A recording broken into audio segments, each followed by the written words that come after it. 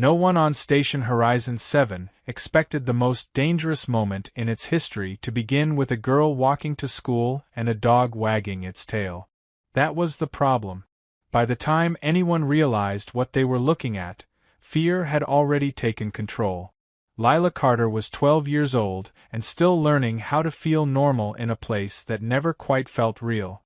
The station curved around her like the inside of a pearl, walls smooth and pale, glowing with gentle blue lights that never flickered. Everything smelled clean and recycled. Too clean. Too perfect. She adjusted the strap of her backpack as she walked, the quiet tap of her sneakers echoing down the corridor. 6 months living in space, and she still missed the sound of wind and trees. She was thinking about her first day at the Galactic Integration Academy and trying not to panic. Students from more than a dozen species attended classes there. Lila would be one of only a handful of humans. Her mom had promised it would be fine. That everyone would be curious, not cruel. Lila hoped she was right. Behind her, moving softly across the polished floor, padded Mac. He was a golden retriever, 5 years old, with warm brown eyes and fur the color of sunlight. His tongue hung out slightly as he walked, tail swinging back and forth in a relaxed rhythm. He had slipped out of their quarters when the door opened and followed Lila without making a sound. For Max, this was just another walk with his favorite person.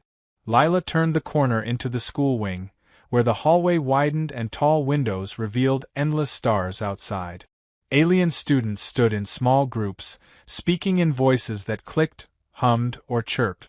Lila kept her eyes forward, reminding herself not to stare. That was when she heard the faint sound of nails against the floor. She stopped and turned. "Max," she whispered. The dog trotted up beside her and sat proudly, tail wagging like he'd just completed an important mission. Lila's heart dropped into her stomach. "You're not supposed to be here," she muttered, crouching slightly. "You were supposed to stay home." Max just tilted his head and smiled in that way dogs do, as if the concept of rules didn't apply to him. Lila straightened and looked around, trying to think fast. Maybe she could hide him somewhere. Maybe she could take him back later. She was still deciding when she realized something was wrong. The hallway had gone silent. No voices. No movement. Every student and teacher stood frozen, staring in the same direction. Not at Lila. At Max. Fear was written across faces of every shape and color. Scaled students backed away until their spines pressed against the walls. Furred ones trembled. A teacher with multiple arms dropped a data tablet, the clatter sounding painfully loud in the stillness. "What's wrong?" Lila asked, her voice echoing. No one answered. Max stood up and took a curious step forward, tail wagging harder. He was friendly. He always was. The reaction was instant. Screams erupted. Students ran in every direction. Alarms blared as red lights flashed along the ceiling. Doors slammed shut automatically. Within seconds, the hallway emptied, leaving Lila standing alone with her dog as the warning sirens howled around them. Max pressed against her leg, confused by the sudden chaos. Lila knelt and wrapped her arms around his neck, trying to calm both of them. "It's okay," she whispered, though she didn't believe it. Heavy footsteps echoed down the corridor. A squad of station security officers appeared, armored and tense, energy weapons raised. They formed a cautious semicircle around her, every movement slow and deliberate. "Please," Lila said, her hands shaking. "He's not dangerous." The lead officer, a tall Valkyrie with a hardened shell and unblinking eyes, raised one clawed hand.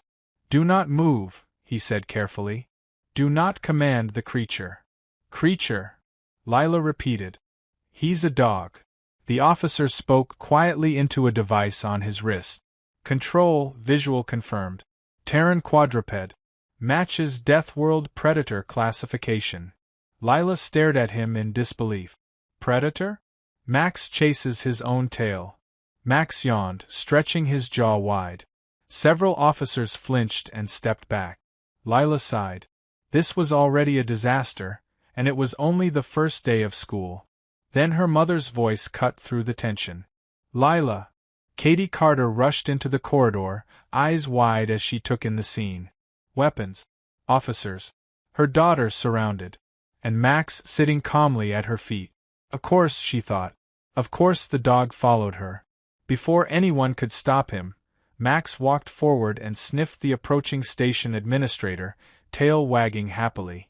Then he licked the alien's hand. Somewhere behind them, an officer fainted. This was only the beginning. The security office felt colder than the rest of the station, even though the temperature was technically the same. Lila sat on a narrow bench with her feet barely touching the floor, Max stretched out beside her, his head resting on her shoe as if this were just another boring wait somewhere unfamiliar. To him, it probably was. Her mother stood across the room, speaking in tight, controlled tones with a human officer and two Valkyrie officials. Lila caught fragments of the conversation, words like classification, threat assessment, and containment protocol. None of it made sense. She hugged her backpack to her chest and stared at the floor. "It's a domestic animal," Commander Hardy said for what sounded like the 10th time. He was the human liaison officer, tall and tired-looking, with lines around his eyes that suggested he'd been explaining humans to aliens for most of his career. A companion species. Children grow up with dogs. Security Chief Torvac slammed one clawed hand onto the table. His shell was dark and scarred, his posture rigid with anger. "That makes it worse," he snapped. "You allow a predator to imprint on your young. You normalize proximity to a killing organism." Max rolled onto his back, legs in the air, tail thumping lazily against the floor. Lila couldn't help herself. "He's not a killing organism," she said quietly. "He sleeps during math class." Everyone turned to look at her. Torvac's eyes narrowed. "You do not understand what that creature is, child. Its ancestors hunted in coordinated pack. They ran prey to exhaustion. They tore flesh with those teeth. They also learned how to sit," Lila shot back, her voice shaking but firm. "And how to wait. And how not to bite." Katie stepped forward, placing herself slightly in front of her daughter. "Max has never harmed anyone," she said. "I'm a xenobiologist. Dogs are one of the most studied species on Earth. Thousands of years of coexistence. Selective bonding. Emotional attunement. Words," Torvac said. "Data. None of it matters when instinct takes over." Lila looked down at Max. He cracked one eye open, sensed her distress, and gently nudged her ankle with his nose. The familiar gesture made her chest ache. The door slid open, and the room fell silent. Elder Morix entered slowly, leaning on a staff carved with old symbols. His shell was pale, almost white with age, and his eyes carried the weight of decades spent judging what was dangerous and what was not. He stopped several steps from Max and stared at him as if expecting the dog to explode. "So," Morix said at last, "this is the Deathworld beast." Max wagged his tail. Morix flinched.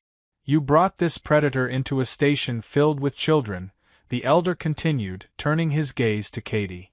"You let it live beside your offspring. Sleep near her. Guard her." "Yes," Katie said simply. Morix shook his head. "No civilized species would allow such a thing." Lila stood up. Her knees trembled, but she didn't sit back down.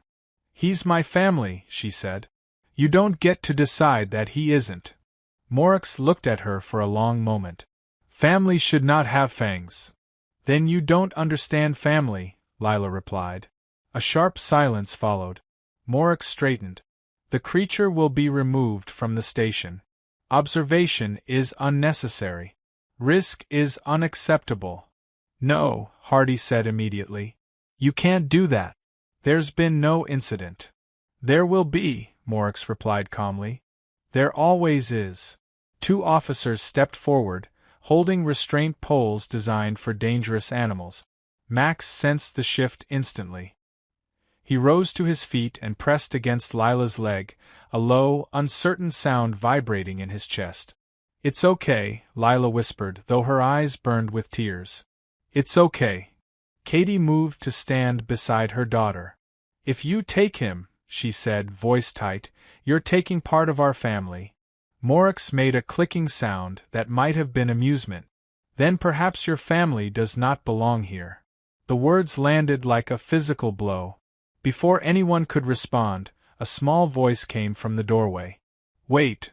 A young Valkyrie stood there, his shell still tinted with the green hues of youth. His name was Zarn. Lila recognized him from school orientation. He swallowed hard but didn't retreat under the elder's glare. "I was there," Zarn said. "In the hallway." The creature didn't attack anyone. It didn't even threaten. It wagged its tail. "That proves nothing," Morix snapped. "It proves it chose not to harm," Zarn replied, surprising even himself. "Fear made us run. Not the creature." The room held its breath. Ambassador Kreisel stepped forward slowly. "Perhaps," he said carefully, "we should observe before we judge. A limited evaluation period." Morix's shell rattled with displeasure. "You gamble with lives." "I seek understanding," Kreisel replied. After a long, tense pause, Morix turned away. "Very well. Observe it. But when it proves me right, remember this moment." The restraint poles lowered. Lila collapsed back onto the bench, breath shaking out of her.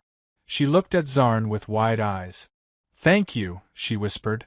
Zarn nodded once, his shell faintly pink. Max patted over and sniffed his feet. Zarn froze. Then Max sat down and wagged his tail. And something on Station Horizon 7 began to change. The observation period began the next morning. Max was fitted with a small tracking collar that blinked softly against his fur, and Lila was instructed to keep him leashed at all times in public areas. Security drones followed them at a polite but unmistakable distance. Lila hated every second of it, but she nodded and agreed to every rule. Obedience was better than separation. School became lonelier than before. Students avoided her desk. Conversations stopped when she walked past. Even teachers seemed unsure how to look at her, as if fear might be contagious. Lila ate lunch alone near the observation windows, staring out at the stars while Max lay quietly at her feet, head on his paws, sensing her sadness even when she tried to hide it. 2 weeks passed like that. Max never growled, never snapped, never lunged. He obeyed every command and ignored every fearful stare. The security reports remained painfully boring. On the 15th day, something shifted. Lila was sitting on her usual bench, breaking her sandwich into small pieces she didn't feel like eating. Max rested his chin on her shoe, his tail making slow, comforting thumps against the floor. The hum of the station felt louder than usual. Footsteps approached. She looked up to see Zarn standing a few meters away, his posture hesitant. His shell shimmered faintly under the lights, and his eyes flicked nervously toward Max. "Hi," Lila said softly. Zarn swallowed. "May I sit?" Her heart skipped. "Yes, of course." He sat on the far end of the bench, leaving a cautious gap between them. Max lifted his head, ears perked, tail beginning to wag. "He remembers you," Lila said. Zarn nodded. "I remember him too." He hesitated, then added, "I've been watching. Every day." Lila frowned slightly. "Watching us?" "Yes," he admitted. "Trying to understand." He gestured subtly at Max. "Everyone says he is dangerous. But I don't see danger. I see companionship." Lila felt something warm bloom in her chest. "That's because that's what he is." Zarn leaned forward just a little.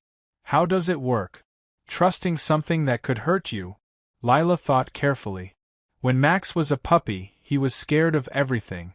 Loud noises, new rooms, even his own shadow. I took care of him, fed him, played with him, protected him.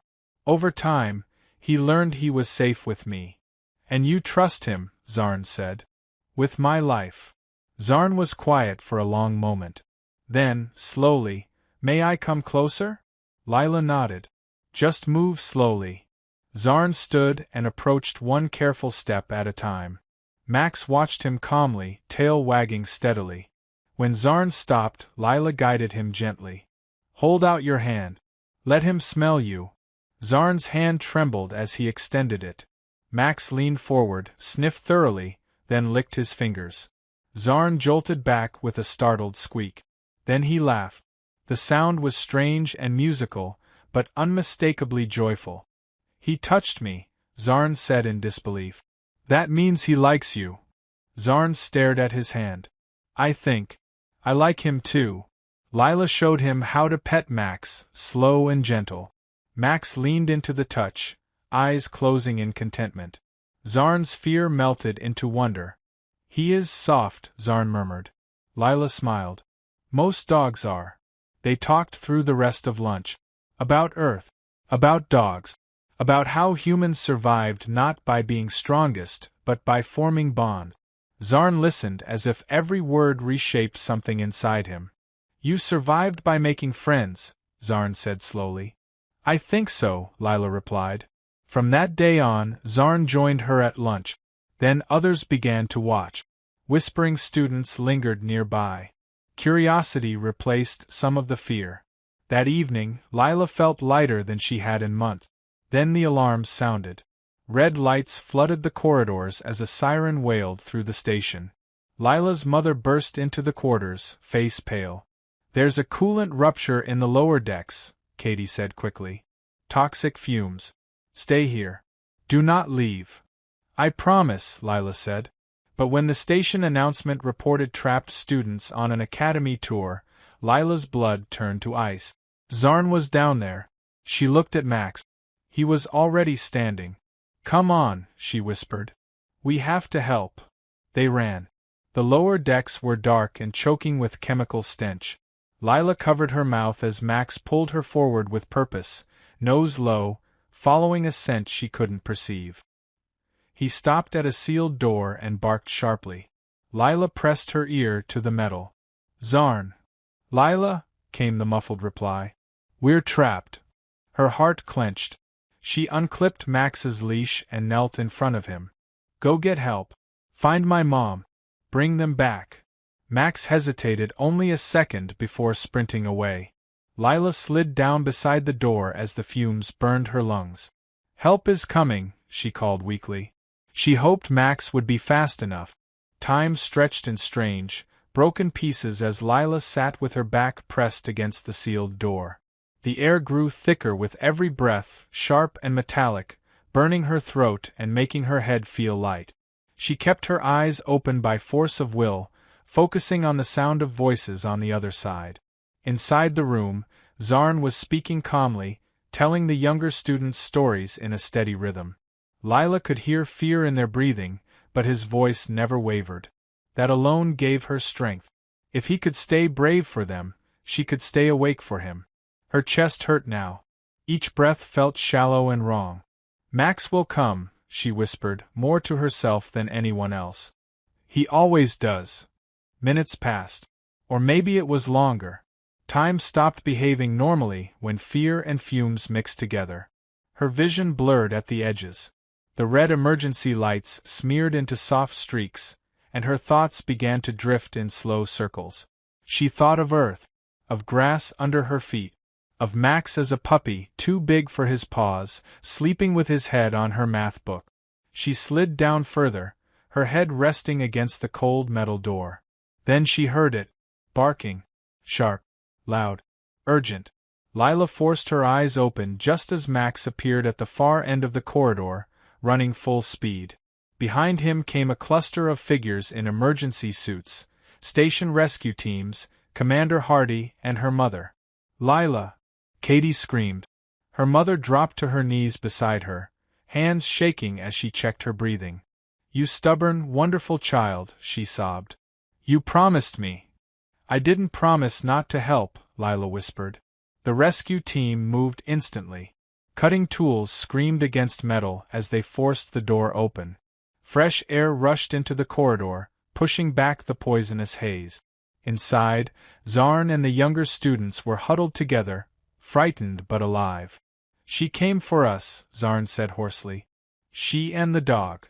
Max stood between Lila and the chaos, refusing to move as medics tried to lift her. His body was tense, eyes locked on her face. "It's okay," Lila murmured faintly. "I'm okay." Only then did Max relax enough to let them work. They rushed her to the medical bay, Max pacing alongside the stretcher the entire way. When a nurse tried to block him, he let out a low growl, not angry, not threatening, just unyielding. "He stays," Hardy said quietly. The medics agreed. Lila woke hours later with clean air in her lungs and a dull ache in her chest. The first thing she felt was warmth. Max was curled beside her on the bed, his head resting on her stomach, rising and falling with her breathing. Relief flooded her so suddenly that she started to cry. Zarn sat nearby, his posture stiff with worry until he saw her eyes open. "You came back," he said softly. "So did you," Lila replied. The days that followed felt unreal. Students visited her room, shy at first, then braver. They brought small gifts and asked careful questions about dogs.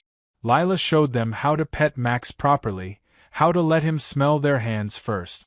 Fear slowly softened into curiosity. Even security officers who once raised weapons now nodded respectfully at Max. On the fourth day, Elder Morix arrived. The room went quiet as he stood at the foot of Lila's bed, his expression unreadable. Max lifted his head but did not move. "I was wrong," Morix said at last. "Fear blinded me." He reached out cautiously. Max sniffed his claw, then licked it gently. Morix exhaled slowly. This creature did not act as a predator. It acted as a guardian. Lila swallowed. "That's what dogs do." Morix inclined his head. "I will speak before the council. The observation period will end." When he left, hope lingered in the air like sunlight. 2 days later, the station assembly hall overflowed with residents. Ambassador Kreisel's voice echoed through the chamber as he announced the council's decision. Bonded Terran companion animals would be permitted to remain on the station under new guidelines. The crowd erupted into applause. Lila stood frozen until Max nudged her leg. She stepped forward, tears streaming, Max at her side, no leash between them. She finally felt like she belonged. The applause faded slowly, but the feeling it left behind stayed with Lila long after the assembly ended. People smiled at her now when she walked through the corridors. Some nodded respectfully at Max. Others watched him with cautious fascination instead of fear. It felt like the station itself had shifted, as if Horizon 7 was breathing a little easier. Life didn't return to normal overnight, but it moved forward. Lila was released from the medical bay a few days later. Max never left her side, walking proudly beside her as if escorting something precious. Zarn waited outside the doors when she emerged, his shell bright with relief. "You scared us," he said. She smiled weakly. "You should see what my mom said." They walked together back toward the school wing. For the first time, no alarms sounded. No security drones followed them. Max walked freely, tail high, stopping occasionally to sniff the air or accept a cautious greeting from a passing student. In the days that followed, something unexpected happened. Students began asking questions. Not about danger, but about dogs. How they were trained. Why they stayed loyal. What made them choose humans. Lila answered patiently. She showed them videos of Earth parks, of dogs running through grass and swimming in lakes. She explained how trust was built slowly, through care and consistency. Max became a living lesson, calm and gentle, proving every day that fear had been misplaced. Zarn became her closest friend. He visited their quarters often, always nervous at first, always leaving with a little more confidence. Sometimes he brought other students with him. Younger ones. Braver ones. They sat on the floor while Max rested in the center, accepting gentle touches and awkward laughter. Word spread beyond the academy. Researchers requested observational data. Cultural liaisons asked for meetings. The phrase, Deathworld predator, slowly disappeared from official reports, replaced by something new, bonded companion species. One evening, as Lila and Max walked along the observation deck, her mother joined them, arms folded comfortably. "You know," Katie said, "you and Max just changed interspecies policy." Lila laughed softly. "He just wanted to come to school." Max barked once, tail wagging. They stopped near the window, stars drifting past in endless silence. Lila rested her forehead against the glass. "Do you think things will really be different now?" Katie looked down at Max. "I think people learned something important. Fear isn't always warning us about danger. Sometimes it's just warning us that we don't understand yet." Behind them, Elder Morix approached slowly. Lila stiffened out of habit, but Max didn't. He simply sat and waited. Morix stopped beside them. "Child," he said, "I wish to see you before I depart for the council chambers." Lila nodded politely. "Yes, Elder? I will recommend that other stations adopt similar guidelines," Morix said. "Not only for your species, but for the principle behind it." "Which is?" Lila asked. "That strength does not always come from force," Morix replied. "Sometimes it comes from bonds." He looked down at Max. The dog lifted his head and wagged his tail. Morix allowed himself a small, unfamiliar smile. School felt different after that. Lila no longer ate alone. Her table grew slowly, one student at a time. Some still kept their distance from Max, but they stayed. They talked. They learned. Zarn once said quietly, "Your people survived a death world by choosing connection instead of domination." Lila thought about that often. Months later, when new human families arrived on Horizon 7, they brought companions of their own. Cats, small dogs, strange animals from Earth that had once been considered impossible to integrate. Lila watched it all with quiet pride. One afternoon, a small Valkyrie child tugged at her sleeve. "Is he really the one who saved the students?" Lila smiled. "Yes." "May I pet him?" She nodded. Slowly. Max leaned forward, sniffed, then wagged his tail. The child giggled. Lila looked around the station, at the people, the lights, the stars beyond the windows, and felt something settle inside her. This place had once felt alien and cold. Now it felt like home. Not because it had changed completely, but because it had learned. She scratched Max behind the ears. "Good boy," she whispered. Max wagged his tail and stayed right beside her, exactly where he belonged.